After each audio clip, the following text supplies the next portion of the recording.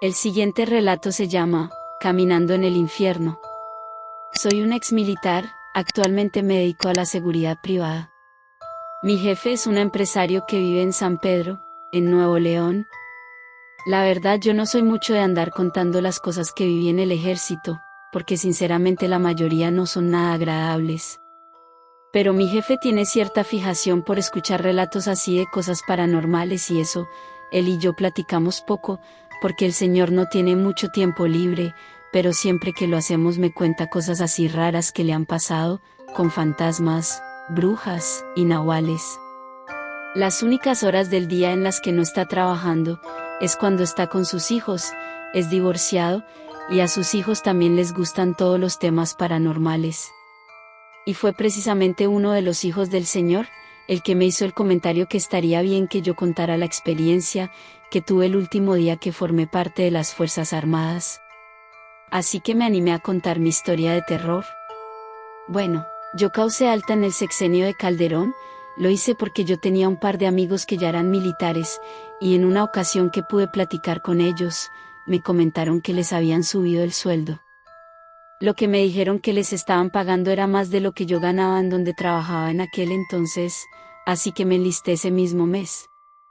Para que se entienda por qué estaba en el lugar en el que me ocurrió la experiencia es necesario que les dé un poco de contexto, solo lo básico.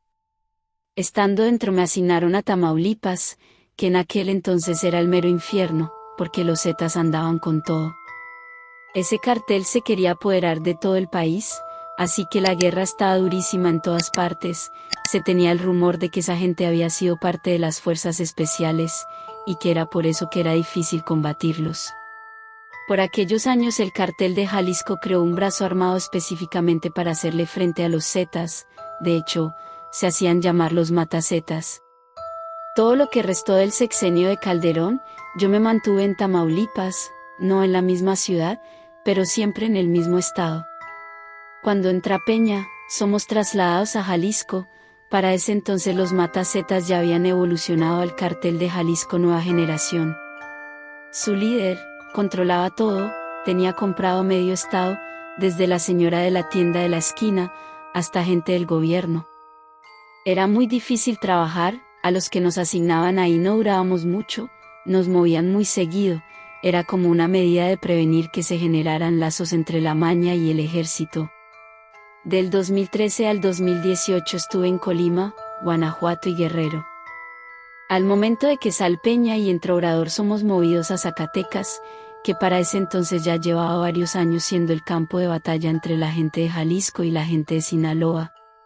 Zacatecas olía a muerte, estaba lleno de pueblos fantasmas, toda la gente que habitaba esos pueblos huían, claro, si las balas no los mataban primero. Bueno, fue en Zacatecas donde viví la experiencia que me haría causar baja del ejército. Nos mandaron a la sierra, que está detrás del Cerro de la Ufa, estábamos más o menos a la mitad, entre el cerro y la carretera Morelos-Ocosio. Nos habían enviado a interceptar a un convoy armado de la gente de Jalisco, lo que nosotros no sabíamos era que los de Sinaloa también estaban en la sierra, esperando a ese mismo convoy. Así que a la mera hora se armó tremenda balacera, muchos muertos, solo una camioneta de todo el convoy pudo salir de ahí, cayeron todos los de Sinaloa, y del ejército nada más que yo. Fue de pura suerte, el que me estaba tirando no contó bien sus balas y fue por eso que pude matarlo. Para ese momento los de Jalisco ya se habían escapado. Todo esto ocurrió a las 2 de la mañana. Así que ahí estaba yo, completamente solo, en medio de la sierra, a mitad de la madrugada y rodeado de cadáveres. Sin más que hacer, empecé a caminar. No pasaron ni 5 minutos cuando empecé a escuchar ruidos, muchos ruidos que no tendrían por qué sonar a mitad de la sierra. Podía oír pasos, era un andar tranquilo, me parece que era de mujer porque sonaban como tacones, pero el ruido era el que hace un zapato de tacón al moverse por vitropiso. También se escuchaban como si varios espejos se estuvieran quebrando. El sonido, aunque sonaba a la distancia, tenía mucha nitidez. Recuerdo que al mismo tiempo se escuchaban risas, no carcajadas ni nada escandaloso, más bien sonaba como las risas que hay en una charla entre personas. Y a pesar de que ninguno de esos ruidos parecía representar alguna amenaza, yo sentía miedo, no podía correr, ni tampoco podía acelerar el paso, porque durante el enfrentamiento, con tal de evitar ser alcanzado por una ráfaga de balas, me había movido de forma brusca hacia unas rocas y una de mis piernas golpeó contra una piedra con filo.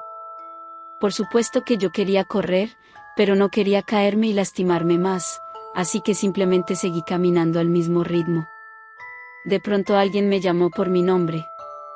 Eso me hizo detenerme de inmediato, no debería haber nadie ahí, así que no era posible que alguien me estuviera hablando.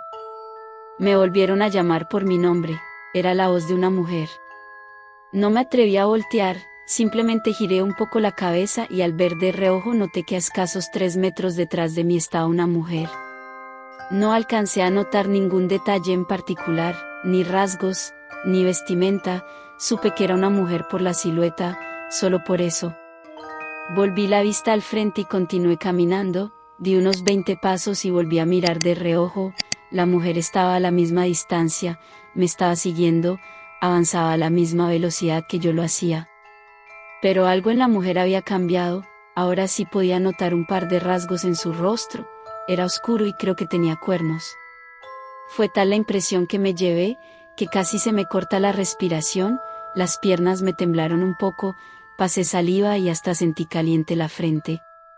Me mantuve firme y continué mi camino, sabiendo que esa horrible cosa seguía detrás de mí, temiendo que en cualquier momento pudiera ser atacado. Entonces otro sonido comenzó a sonar, era el cascabel de una serpiente, sonaba muy rápido y muy fuerte, me estaba aturdiendo. Al cascabel se le sumaron un montón de lamentos, aullidos y otros sonidos inentendibles, hasta podía escuchar como si un río corriera bajo mis pies, creí que iba a enloquecer. La mujer volvió a llamarme por mi nombre. Ya no pude controlar aquella situación y decidí voltear, nunca he podido sacarme de la mente lo que vi al girarme. Ahí estaba la mujer, con ropas celestes, cabello a los hombros, de estatura promedio, sus rasgos faciales eran inhumanos. Sus ojos tenían una forma casi recta en la parte de arriba, su frente era prominente y sus pómulos abultados, tenía la barbilla puntiaguda. Ella era muy delgada, demasiado diría yo, toda su piel era oscura con manchas más oscuras, así estaba en pies, brazos, cuello y cara. Estaba descalza, sus dedos de los pies y manos estaban torcidos, atrofiados. Además, sus piernas y brazos parecían estar dislocados. Era una criatura horrible, y si tuve la desgracia de alcanzar a ver tantos detalles fue porque el cielo estaba completamente despejado y la luna brillaba con fuerza. Los ojos de aquella cosa eran profundamente negros y su pupila brillaba, igualito que los ojos de un gato, o una serpiente. Yo estaba petrificado, sentí como el tiempo se detuvo, esperé que el monstruo hiciera cualquier cosa, pero nada pasó, así que, sin retirar mi vista de la extraña mujer, empecé a dar pasos hacia atrás. Cuando se me ocurría voltear un poco para cuidar de no tropezar con las rocas, aquella empezaba a avanzar, se detenía cuando volvía mi mirada hacia ella. Seguí avanzando hasta que la perdí de vista, entonces me sentí seguro de girarme y empezar a correr, lo hice hasta llegar a la carretera. No porté el uniforme ni un día más, me di de baja inmediatamente. Aquello había sido demasiado para mí. El simple hecho de quitarle la vida a una persona es algo que te cambia por dentro, algo se rompe dentro de ti. Yo ni siquiera recuerdo cuántas personas llegué a matar, criminales por supuesto, pero aún así eran personas, yo perdí la cuenta después de llegar a 100. Pero en aquella ocasión, en la sierra de Zacatecas, 6 de los que iban conmigo eran mis amigos, y a todos los vi caer sin vida. Lo que pasó con la horrible mujer con rasgos de serpiente fue la gota que derramó el vaso.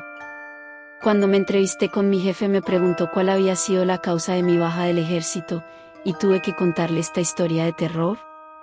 Al principio no me creyó, pero por suerte yo tenía suficiente experiencia como para quedarme con el trabajo. Un día cualquiera, varios meses después el señor me pidió que le contara mi historia de terror a sus hijos, ahí fue que él por fin me creyó, porque repetí todo exactamente igual, palabra por palabra, tal como se lo había contado a él, que es justo lo que les acabo de relatar. El siguiente relato se llama Una apuesta con el diablo. Recuerdo que cuando mis hermanos y yo éramos niños disfrutábamos de las historias que mi abuelo nos contaba. Muchas de estas historias eran inventadas, pero muchas otras eran eventos que habían ocurrido en nuestra propia familia. Hubo uno de esos relatos que me impactó realmente porque no solo mi abuelo nos aseguró que había sido verdad, también mi madre lo confirmó. La historia empezaba con el abuelo de mi abuelo.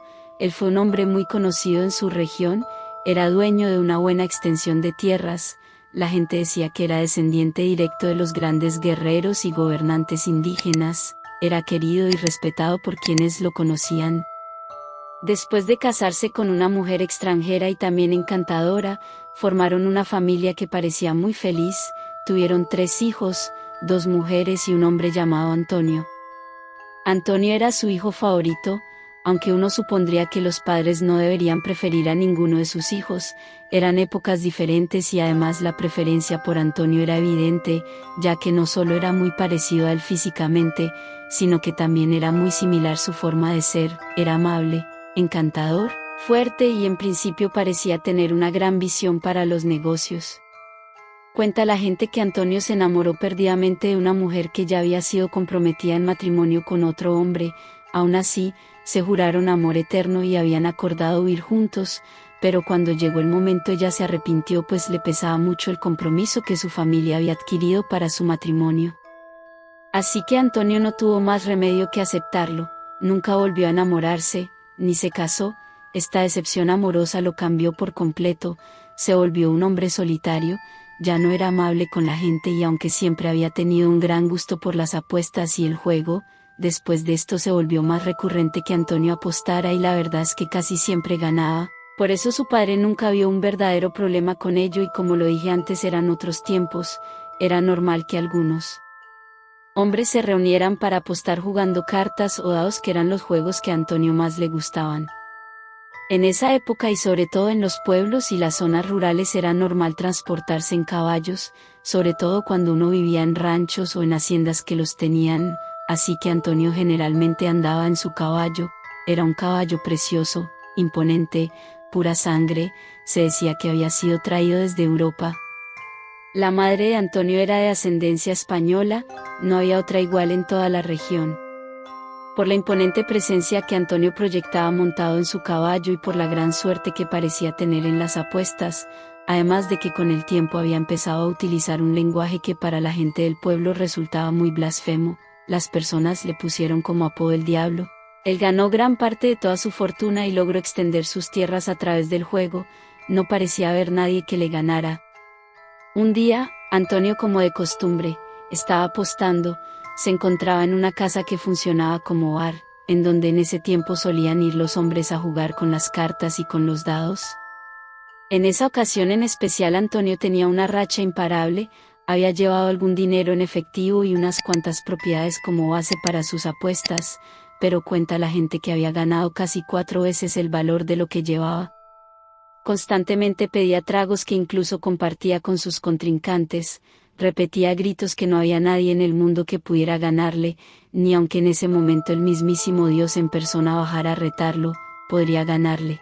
Entonces cuando Antonio victorioso estaba haciendo un conteo de sus ganancias frente a los que había derrotado, apareció una persona fuera de aquel lugar, un hombre, un foráneo que iba montando un caballo que solo podía compararse con el pura sangre que en ese tiempo tenía Antonio. La gente de aquel entonces describía de formas muy diferentes a aquel foráneo, algunos lo veían como un hombre viejo y con canas, otros decían que era joven de cabello rubio, lo cierto es que hasta el día de hoy no hay 2 versiones iguales de la apariencia del extraño. El foráneo llegó al lugar preguntando directamente por el hombre al que apodaban el diablo, era como si lo conociera, el hombre que estaba en la puerta le indicó que adentro podía encontrarlo. El foráneo entró y cuando vio a Antonio quien ya estaba a punto de irse hacia su casa, lo retó a un juego, le mostró que traía mucho dinero y oro, hasta propiedades de diferentes lugares del país y aunque Antonio estuvo a punto de negarse, no pudo contener la ambición que le provocaba ver todos esos valiosos bienes que el foráneo estaba dispuesto a perder apostando con él. Iniciaron con las cartas, al principio cada uno ganó y perdió un par de juegos, pero entonces el foráneo empezó a ganar, una y otra vez. Más de 5 horas pasaron mientras los dos continuaban apostando y bebiendo. Antonio ya estaba bastante tomado y había perdido todo lo que había ganado antes de la llegada de aquel extraño, sin contar que estaba a punto de perder también todo lo que había llevado ese día para apostar. A él esto le parecía algo completamente irreal, pues nunca en sus años de apostador había conocido a alguien que tuviera una mejor suerte que él. Fue entonces cuando resignado se dispuso a darle la mano al foráneo y salió del lugar hacia su casa, pero en ese momento el extraño le propuso un trato, le pidió que hicieran una última apuesta, pero Antonio le dijo que ya no tenía nada que apostar. Entonces el hombre le habló del caballo que había visto afuera. El pura sangre de Antonio, por el que lo habían apodado el diablo, había llamado su atención, así que le propuso apostar ese caballo contra todo lo que ya le había ganado. Antonio lo dudó por varios minutos, realmente quería todo lo que había perdido de vuelta, pero su caballo era el ser que más amaba en este mundo y no podía ni imaginar perderlo. Entonces el foráneo, como si leyera sus pensamientos, aumentó la apuesta y una vez más Antonio, preso a su incansable avaricia, aceptó. El extraño le permitió elegir el juego y como el favorito de Antonio eran los dados, fue este el que eligió. Jugarían solo lanzando una vez, era todo o nada. Antonio lanzó los 3 dados y sacó 17, 2 6 y un 5, era un puntaje muy difícil de superar, pero cuando fue el turno del foráneo los dados mostraron 3 6, sumando 18. Antonio le suplicó que lo dejara recuperar su caballo, le pidió esperarlo para traer más dinero y propiedades para apostar, pero el extraño se negó rotundamente y compadeciéndose de él le ofreció una vieja mula como premio de consolación. Lo extraño era que cuando lo vieron llegar no traía ningún otro animal. Sin embargo, cuando el foráneo se fue de aquel lugar dejó una mula en la entrada y antes de irse se despidió de Antonio estrechando su mano, diciéndole que pronto se volverían a encontrar pero en otro lugar. Antonio no tuvo más remedio que aceptar su derrota y para enfrentarse con la pérdida de su compañero fiel continuó bebiendo, hasta que fue de madrugada y a fuerza uno de los empleados de ese lugar lo convenció de que debía regresar a casa. Al día siguiente el padre de Antonio fue a hablar con él, pero no lo encontró. Muy preocupado por su hijo fue hasta el pueblo para buscarlo, pero nadie tenía noticias suyas. Hasta que una señora le comentó que le habían visto en una casa de apuestas y le indicó en dónde quedaba.